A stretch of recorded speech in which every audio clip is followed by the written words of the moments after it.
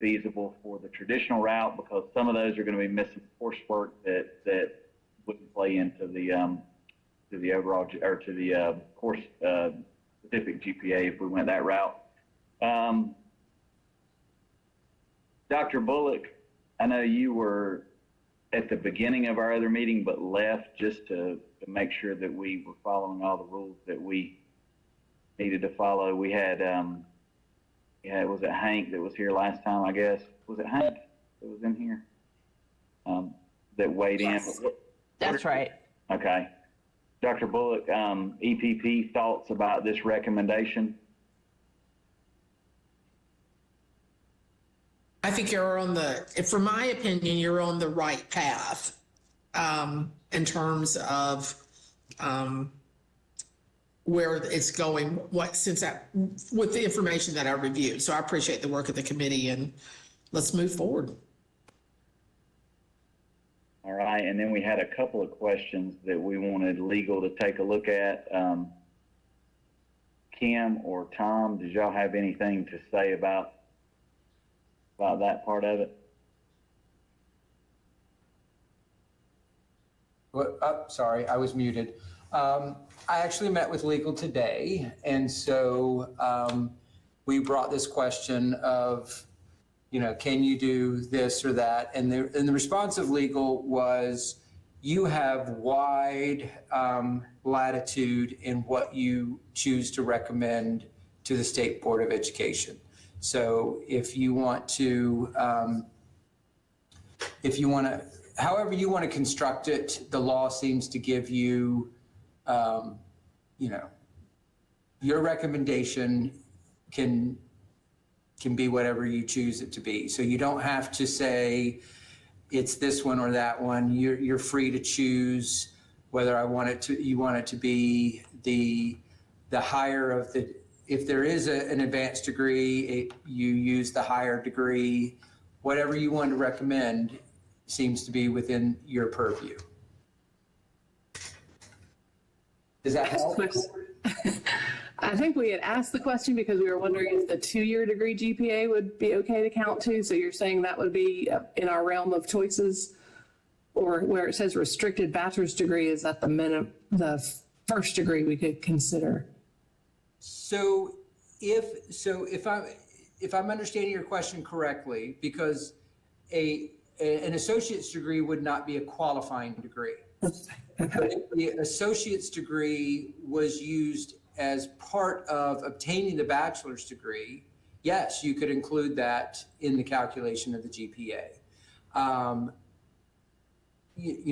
think there's some question around if somebody just had, if somebody wasn't using those credits for the purposes of establishing the bachelor's degree, which is the qualifying degree for the license, would it be appropriate to include that? You can make the recommendation that you do include it. You can rate the recommendation that you include all higher education transcripts available to the candidate. Yeah, that's a recommendation you could make, absolutely.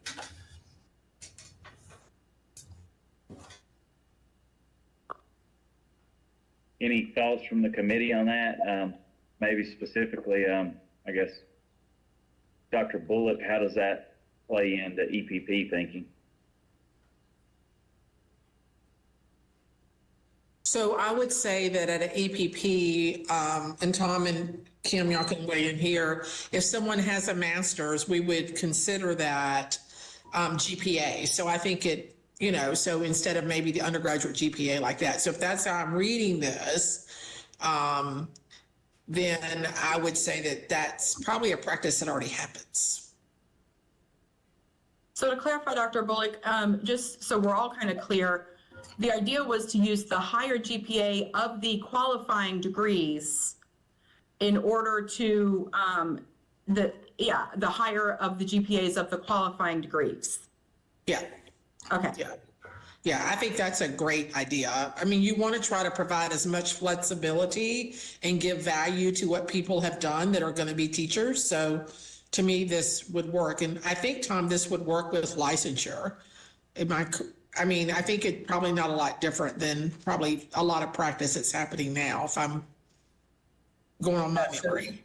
So to be clear, licensure we don't ever calculate the GPA and tell them whether they qualify to enroll in a program or not.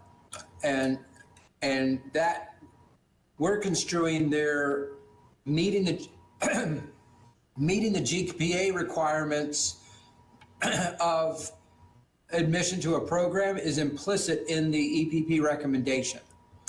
So we're not going back behind you and looking at this and making sure that you did it right, if that's the question. We're assuming this statute is pointed at the EPPs and their admissions procedures. So you send them to us having completed an EPP for licensure. We're not checking their transcripts, with the exception of if somebody is asking us, where we do look at grades, is if somebody's requesting us to help determine if they qualify to hold a residency license. Right. We will look at those subject areas that are relevant to the license that they have to have a 3.0, but that's not a GPA, that's a class by class determination. Does that help? Yeah, it helps me. Yeah. So one question I do have for you, Dr. Bullock, is let's say I have a master's degree,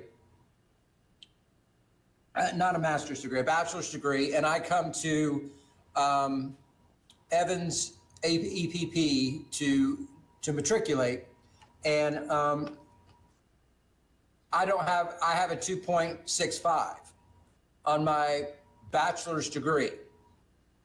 Can Evans enroll me as a part-time student and deliver coursework that will help remediate that GPA? Yes. I've seen where, when I worked in my previous institution, sorry, there's something wrong with my camera, so I'm not trying to show y'all me, but it's just not working. In my previous institution that I worked in, if you did not have the GPA, you sought a GPA there by taking like 6 hours of coursework. So in other words, you could, start what was in lateral entry, but now called residency. You could take a couple of classes, maybe they're content classes. If you didn't have enough content classes, say you were going to be a math teacher and needed some more hours, maybe you took the first 2 classes that weren't, kind of quote upper division classes, unquote, for your lateral entry license, and then you would establish a GPA at that institution. So I believe that is also a practice that is still in place many places as well. Now, so my question would be, if the recommendation is to use one of the degrees either one of the degrees that the candidate has for the purposes of establishing the GPA, whichever's higher, that's great. But that seems to me, those courses wouldn't be part of any degree. And so I think the committee should add a clause that the EPP has the opportunity to establish a GPA there. Yeah. That's a good point, Tom. Thanks for thinking of that. Yeah. So we need to add that, y'all. And I think our next step is to actually craft the recommendation. I don't want to cut the discussion short.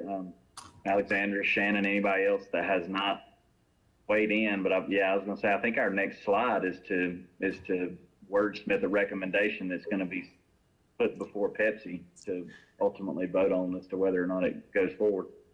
Andrew, is Andrew on here? You are, aren't you, Andrew? Andrew is on here. I'm not.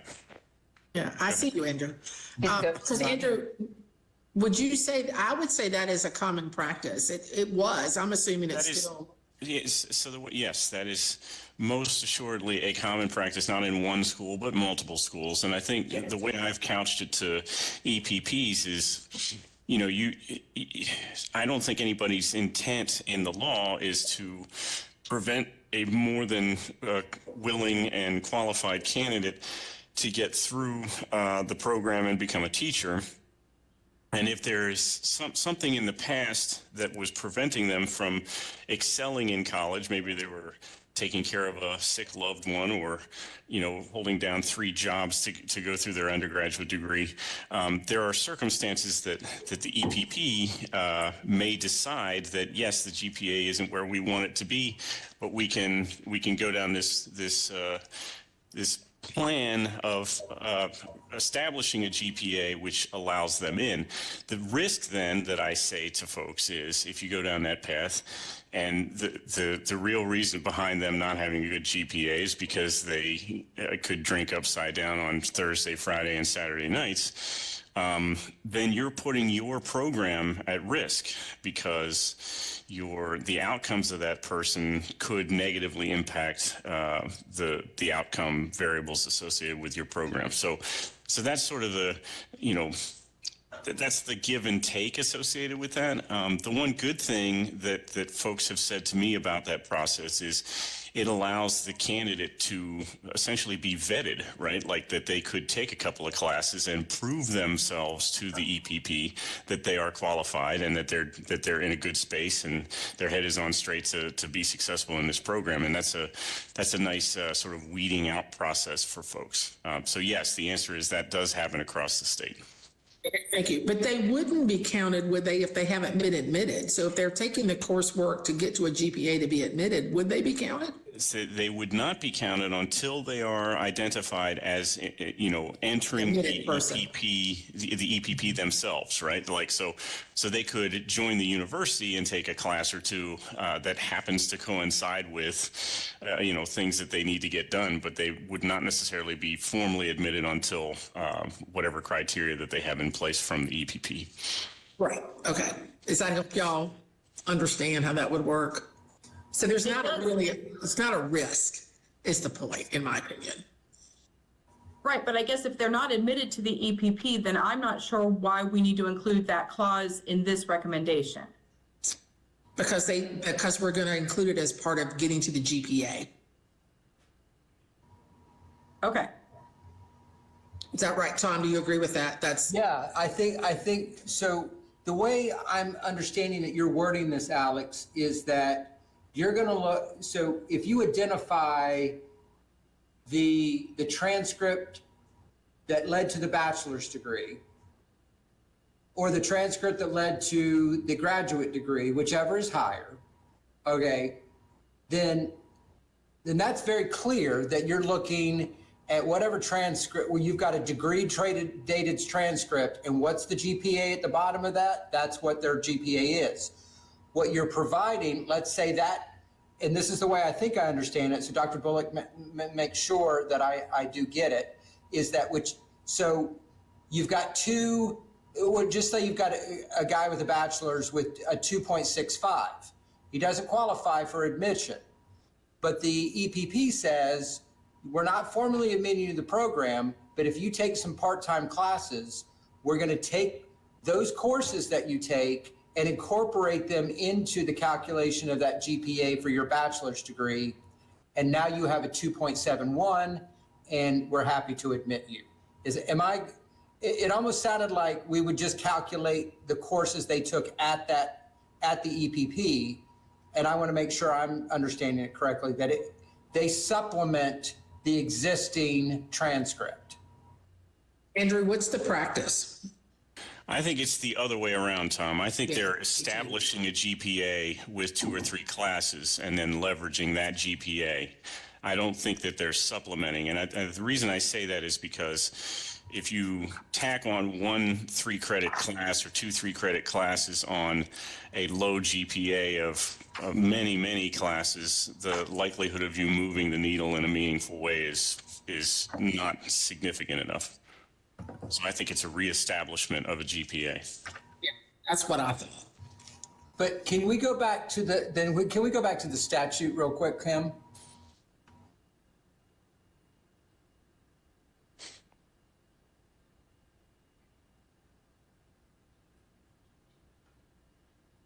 It says may account for prior degrees. which may account for prior degrees. Okay, so I think you're on, because you can identify the appropriate courses to be used for calculation. So it sounds like this is a third option. Like Yeah. you can take either the graduate or the undergraduate or the graduate degree, whichever's Or highest, second bachelor's, whatever. or a selection of courses offered by the EPP for establishing a qualifying grade point average, something like that. So Isn't it also a part in this statute that says, so if I'm going to be a math teacher, you could also do my math content? Well, yeah, to me, and I would say yes, a strong yes to that, because what we're finding is for people who do this, so let's say I go to you and say, I'm going to take a couple of your program courses before I apply for my residency. Uh-huh. And so to get admission. And then the situation that's happening across the state is these folks are taking some courses prior to enrollment to establish a GPA. That's good. They get in, they go on a permit to teach license, and they're in your they get admitted to your program. Then they switch to a residency license, and they're on their first year of the residency license, and they complete your program. Right. Now, in order to get off the residency license, they have to pass the test. They can move to an IPL if they pass the test. But if they don't pass the test, then they get stuck in this limbo where they don't have any courses to take with you folks anymore. I can't advance them to an IPL, but we can't renew the residency because they completed their program. And that's, my preference would be that these folks who are establishing the GPA are taking additional content courses, not the actual prep program courses, to kind of keep us out of that dilemma of. Can we go back to, can you put that other slide back up?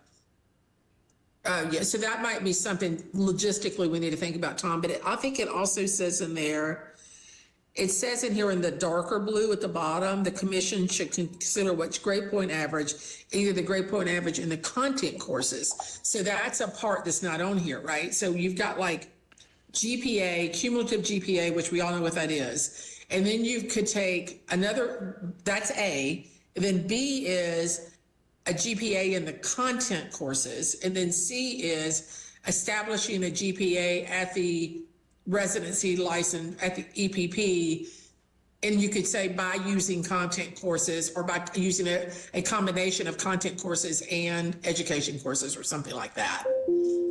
Because I think you don't want, Tom, for them not maybe to have kind of a summer course that might be like a teaching 101 type of course that might be in a program. I don't know that you want to leave that out if that could be helpful to them in the classroom. I agree. And really what I'm talking about here is communication with the EPPs and with the LEAs about this concern. Yeah. I mean, we can resolve this by good communication. It shouldn't be in the policy, because on the front end, on these inputs, I think all of us at DPI are all about maximum flexibility, because our whole model is built on outcomes. Like, so we've got the accountability. We want the accountability on the outcome side, not on the input side. I think DPI would be very supportive of this kind of. I think EPPs want the same thing about the outputs versus the inputs. Yeah. So, sorry, y'all, I'm hijacking your meeting. So I would say there's three options, right? GPA of one of the degrees, GPA of the content courses related to the area that's being taught, and we may have to define that for elementary and SPED, and then GPA of, or then establishing a GPA. I guess, and maybe I misunderstood from the beginning, I thought that that our recommendation needed to be either the GPA in the content area or the cumulative GPA. Does it not have to be one or the other?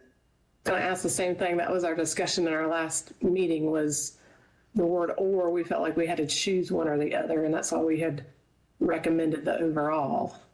And what we're saying, I think what we're saying, and y'all can question this, or, I'm open, is that we're saying that they can establish.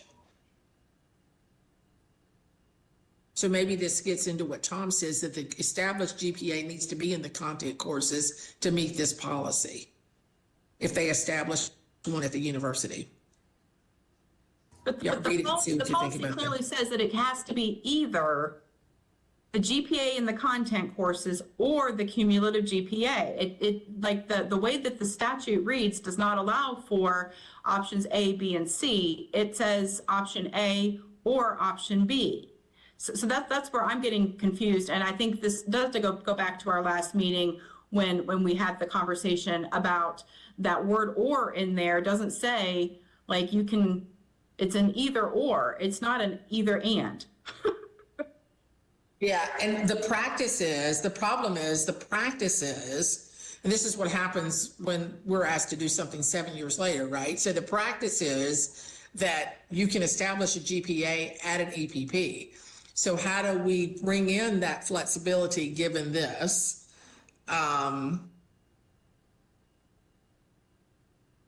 So I guess where I was going is that that an institution would consider the overall cumulative GPA.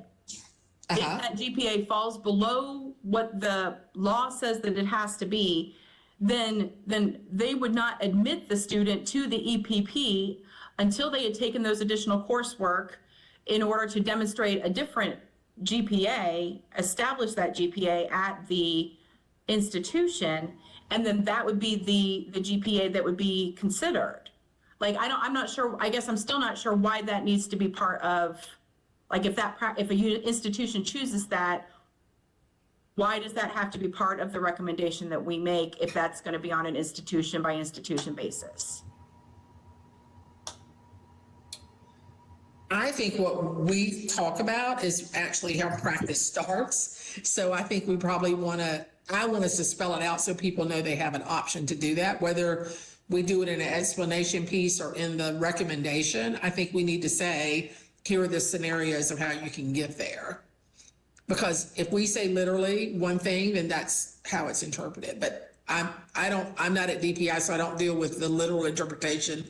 But I know that I don't think this is quite flexible enough to not include some language around trying to get there one way or the other. So, Alex, I think your point, I mean, I want to be clear, this is my opinion. I'm not directing you in any way which way to go, but I think the point you're raising is well taken. There's a clear direction in here to select either the grade point average in content courses relative. Basically the highest of any degree that they